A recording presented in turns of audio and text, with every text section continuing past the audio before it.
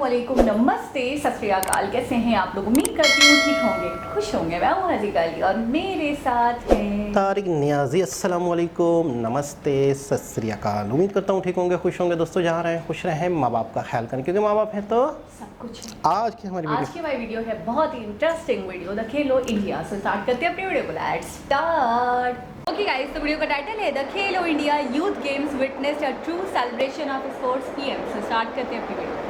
मेरे प्यारे देशवासियों, मन की बात में अब एक ऐसे विषय की बात जिसे सुनकर आपका मन प्रफुल्लित भी होगा और आपको प्रेरणा भी मिलेगी।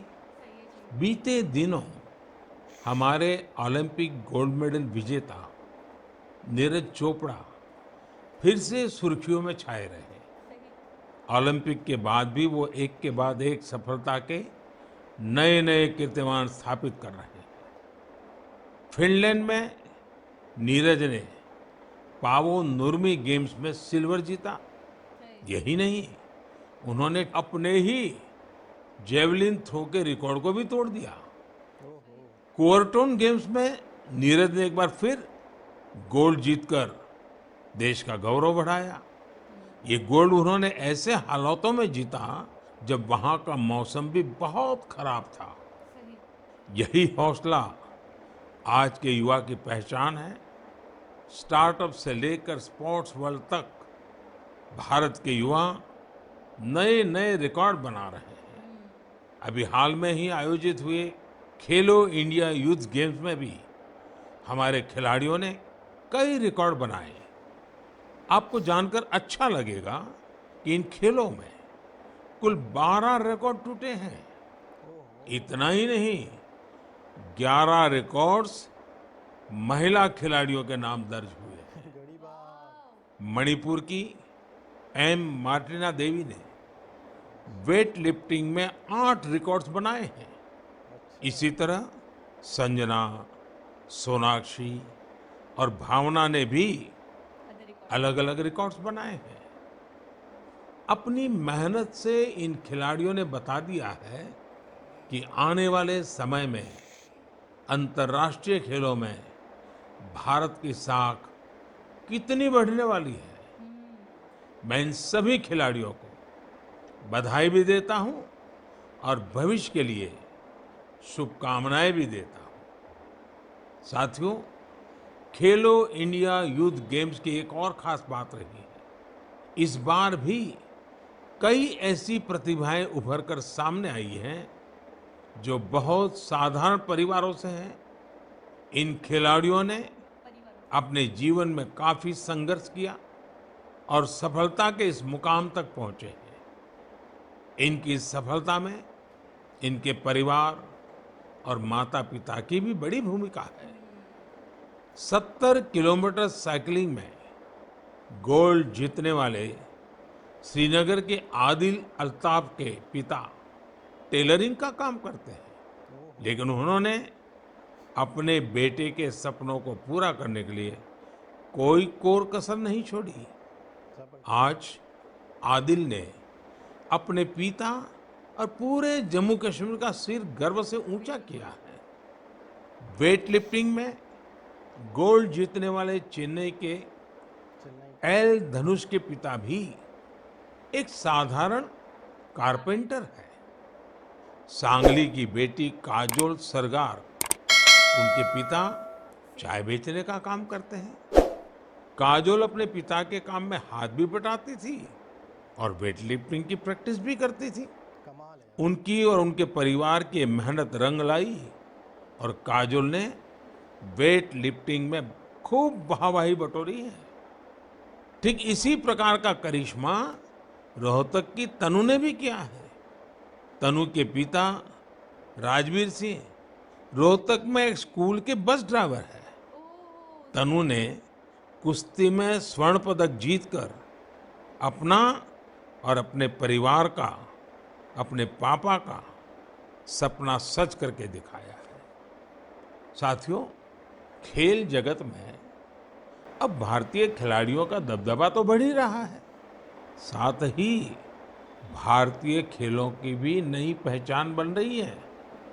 जैसे कि इस बार खेलो इंडिया यूथ गेम्स में ओलंपिक में शामिल होने वाली स्पर्धाओं के अलावा 5 स्वदेशी खेल भी शामिल हुए थे। ये 5 खेल है गतका, थांग ता, योगासन, कलरियापट्टू और मलखम।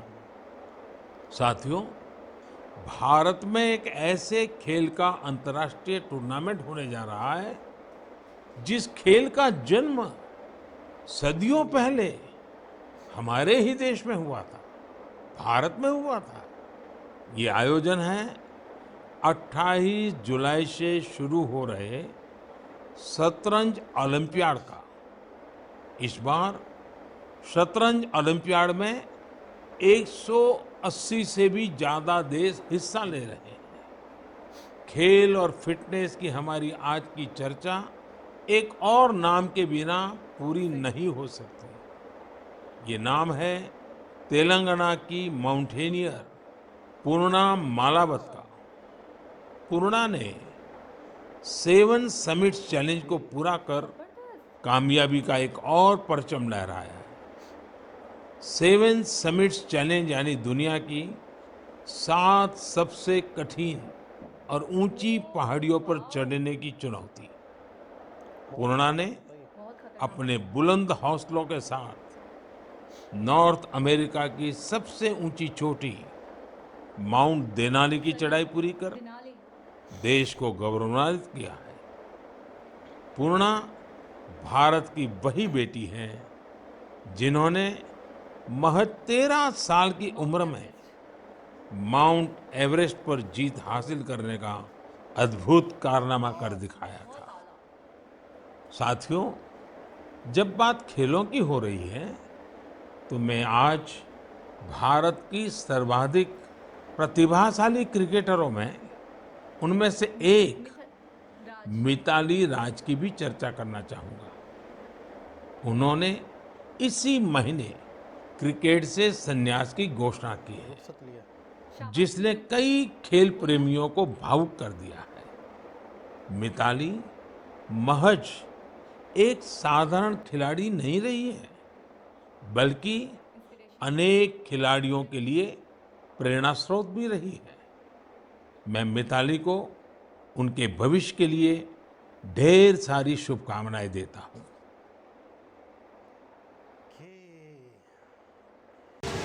जी जनाब, क्या कहना चाहेंगे आप? अच्छा, मुझे जब से मैंने वीडियोस में जिक्र सुना था मन की बात का, तो मुझे सुनने का बहुत शौक था। मतलब एक दफ़ा कोई स्पीच मैं भी सुनूं, या मन की बात में मोदी जी क्या बोलते हैं, किन टॉपिक्स पे बात करते हैं, क्या बातें होती हैं उनकी मन की। तो आज फाइनली मेरा ये एक तरीके से सपना पूरा हो गया। जो मेरा एक ख्याल था दिमाग में, जो एक मेरा सपना था कि मैं सुन लूँ, तो वो मन की बात।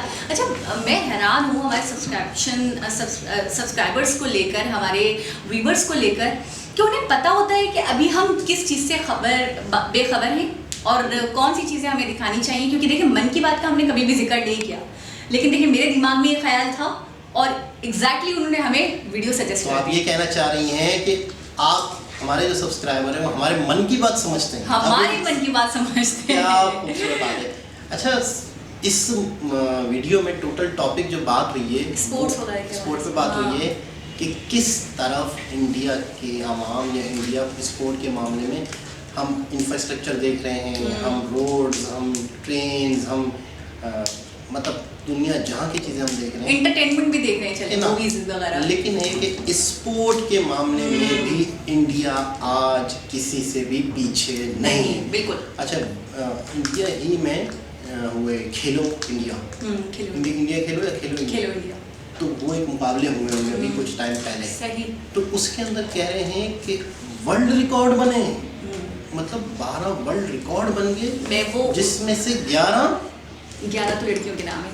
मतलब मैं एक बात सोच रही थी कि चलो ठीक है, आप किसी और का रिकॉर्ड तोड़ो और आप एक नया रिकॉर्ड बनाओ और एक नया रिकॉर्ड दर्ज हो आपके नाम पर, तो बात समझ आती है। अपना ही रिकॉर्ड तोड़ के एक नया रिकॉर्ड बनाना, मतलब मैं इस अजीम हस्ती को सलाम पेश करना चाहूँगी कि एक तो उन्होंने कहा उस वक्त जब ये रिकॉर्ड बनाया उन्होंने, तो उस वक्त वेदर भी बहुत ज़्यादा ख़राब था। उसके बावजूद उन्होंने अपना ही रिकॉर्ड तोड़ के एक नया रिकॉर्ड बनाया। एक बहुत बड़ी बात है अपने आप में। बिल्कुल। और दूसरी चीज़ ये है कि जब आप टैलेंट को आगे आने देंगे, जब आप टैलेंट को मरने नहीं देंगे, जब आप वाकई जो टैलेंटेड लोग होंगे उन्हें अप्रोच करेंगे, उन्हें मौके देंगे, तो वो फिर इस तरह के रिकॉर्ड बनते हैं, फिर आपके मुल्क का नाम। अच्छा, स्पोर्ट एक ऐसी चीज़ है, खेल एक ऐसी चीज़ है, वाहिद एक ऐसी चीज़ है, मैं समझता हूँ। एक तो होती है तरक्की होती है बहुत महंगी। एक ऐसी चीज़ है स्पोर्ट, सस्ता तरीन मामला है जिससे आप अपने कंट्री की बहुत उम्दा इमेज, खूबसूरत शक्ल जो है, खूबसूरत इमेज जो है दुनिया के आगे पेश कर सकते हैं, मैं समझता हूँ। मिथाली राज, तो अभी हमने कुछ ही टाइम पहले एक शाबाश मिठू ट्रेलर देखा था जिसके अंदर तापसी पन्नू जी ने इनका करेक्टर अदा किया और इनकी बायोग्राफी समझो एक तरह से शूट हो रही है और इनकी ज़िंदगी के से रिलेटेड। तो ये जो क्रिकेटर बनी है, तो कोई भी शख्स किसी भी चीज़ के अंदर माहिर उस वक्त हो सकता है जब उसके अंदर वो जरासीम होते हैं, उसे शौक होता है, उसके मतलब बचपन से ही उसे एक शौक था। आज वो मतलब दुनिया की सबसे ज़्यादा रन्स बनाने वाली ख़वातीन में शामिल है। अच्छा, मैं एक बात बताऊँ, एक तो शौक होता है, दूसरा वो इंसान जो बड़ा मतलब अपने ही पैशन को लेकर, अपने ही एक तरीके से, चले मिथाली राज की अगर हम बात करें, अब उनका प्रोफेशन है, तो प्रोफेशन को लेकर इतना ज़्यादा प्रैक्टिस करता है, इतना ज़्यादा मेहनत करता है कि जुनून की हद तक। तो उसके बाद अब हमने जैसे कि सुना था क्रिकेट का उन्होंने एक तरीके से वो होता है ना, खदो खाल ही चेंज करके रख दिया। इस तरीके से उन्होंने मतलब वो इंस्पिरेशन बनी है हर लड़की के लिए, आने वाली नस्लों के लिए। और मैं काफ़ी हद तक देख रही थी तो मुझे ऐसा लग रहा था कि वो बहुत ज़्यादा यंगर हैं। तो मतलब जब उन्होंने अपना स्ट्रगल स्टार्ट किया होगा, जब वो आई होंगी, तब तो वो बहुत ही ज़्यादा टीनेज नहीं होंगी, क्योंकि अभी भी वो काफ़ी यंगर लग रही मुझे। और अभी उन्होंने रिटायरमेंट लिए बता रहे हैं। अच्छा, मतलब पिछले ही महीने उन्होंने क्रिकेट को खैराबाद कह दिया। ठीक है, बहुत ही बड़ी बात है और इस एज में और अपने मतलब तो काफ़ी यंगर। मुझे ऐसा लगा कि मोदी जी कह रहे हैं कि अभी पिछले ही महीने उन्होंने एक रुखसत ली है समझो क्रिकेट से।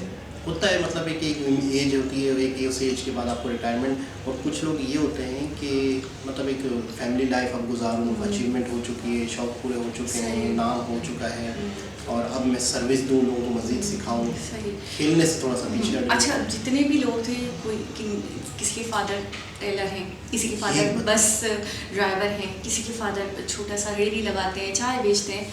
मतलब मैं कहूँगी कहाँ से, मतलब बिल्कुल जिसे आप कहते हैं ना ग्रास रूट लेवल, वहाँ से टैलेंट छन कर आ रहा है। मतलब जो स्किलफुल है, जो टैलेंटेड है, उसे मौका दिया जा रहा है। और ये कैसे आता है? जब आप मौका मिलता है, ट्रांसपेरेंट मतलब ईमानदारी, सिस्टम अच्छा हो, तो जो जिसमें कोई रुकावट ना हो, जिसमें ऐसा ना हो कि जी जो आपको रिश्वतें खिला रहे हैं तो वो आ रहे हैं, वो घुसने चाहे उनमें कख टैलेंट भी। अच्छा, बाबर आजम के हवाले से मैंने थोड़े दिनों पहले उनकी कहानी सुनी कि वो कैसे आए। अच्छा, उनकी लाइफ में बड़ा स्ट्रगल रहा है। आज वो बहुत बड़े क्रिकेटर हैं, बहुत टैलेंटेड भी हैं, नो डाउट। लेकिन मैंने सुना तो मैं हैरान हो गई कि उनके घर में एक टाइम का खाना भी नहीं हुआ करता था। और ऐसा होता था कि पूरे घर वाले जब बैठते थे खाना खाने के लिए, तो तकरीबन जैसे कि सिर्फ एक प्लेट खाना मुयस्सर होता था, तो बाबर आजम कहते थे जी मेरा पेट भरा है, पापा आप खा लो।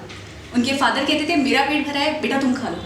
ये कहते थे मेरा पेट भरा है, इनके बहन भाई कहते थे मेरा पेट भरा है, मामा आप खा लो। मतलब ये कंडीशन थी उनके घर की। और आज आप देखें, मतलब टैलेंटेड लोग जो होते हैं ना, मैं ठीक है आपकी सारी बात सही है कि रुकावटें होती हैं, करप्शन होती है, रिश्वतें होती हैं, बिल्कुल नो डाउट, इसमें कोई वो नहीं, लेकिन टैलेंट अपने आप को मनवा लेता है। टैलेंट मिसाल के तौर पे 100 लड़का आ रहा है क्रिकेट में, 100 में से कम 2-4 जो है, 5 जो है एक्स्ट्राऑर्डिनरी जो टैलेंटेड होते हैं वो निकल के आ भी जाते हैं। बाज़ दफ़ा ऐसा भी होता है। तो मैं समझता हूँ कि टैलेंटेड थे तो निकल के सामने आए, नज़रों में आए। और अंडर-19 टीम होती है, उसके अंदर बहुत अच्छा परफॉर्म किया होता है किसी लड़के ने, तो फिर सवाल उठते हैं, मीडिया वाले सवाल उठाते हैं कि उससे क्यों नहीं लिया, फिर प्रेशर में आते हैं ये लोग, तो फिर के 1-2-3 को लाना ही पड़ता है। तो एक बहुत ही ज़बरदस्त वीडियो, और मोदी जी का ये आवाम से बात करना है रेडियो पे। और मैं समझता हूँ रेडियो डिजिटल दौर है, बहुत तरक्की हो चुकी है, उसके बावजूद भी रेडियो पर मोदी जी भी आते हैं। कोई भी नहीं मिस करता होगा। हाँ, असल में रेडियो का फ़ायदा ये है कि उस जगह पर भी जहाँ पर बहुत ज़्यादा प्रॉब्लम्स हैं इलेक्ट्रिसिटी की, बहुत ही दूर दराज गाँव देहात के इलाके होते हैं जहाँ पर इंटरनेट का प्रॉब्लम होता है, बहुत ही जगह ऐसी जगह होती है जहाँ रेडियो सिर्फ काम अच्छा, करता है। मुझे पता है सबसे ज़्यादा लवली क्या लगता है, जब मोदी जी कहते हैं साथियों साथियों, मतलब इतना प्यार, मित्रों, इतनी अपनाइयत। मित्रों। अब मित्रों, साथियों, मेरे दोस्तों, मतलब मैंने कभी ये नहीं देखा कि वो कुछ और कह के मुखातिब करें, वो हमेशा उनकी यही वर्ड्स होते हैं। तो एक बहुत ही खूबसूरत वीडियो थी जिसमें हमें बहुत ज़्यादा नॉलेज मिली कि स्पोर्ट के हवाले से इंडिया में कितना काम है। बिल्कुल। दोबारा किसी और वीडियो से आपसे मुलाकात होगी, जब तक के लिए अल्लाह हाफिज़।